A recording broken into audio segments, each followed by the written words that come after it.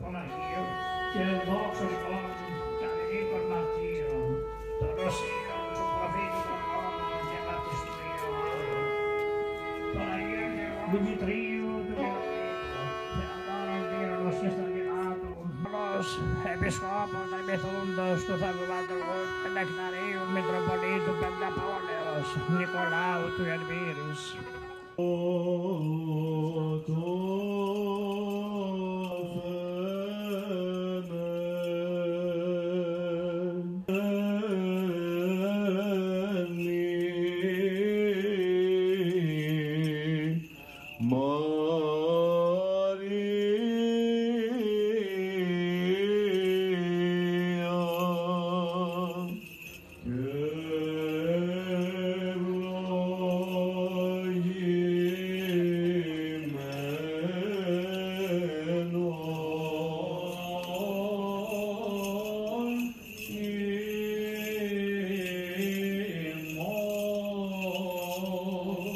Ότι εσύ ο ευλογών αγιάζων τρέφων, συντηρών και διακυβερνών τα σύμπαντα,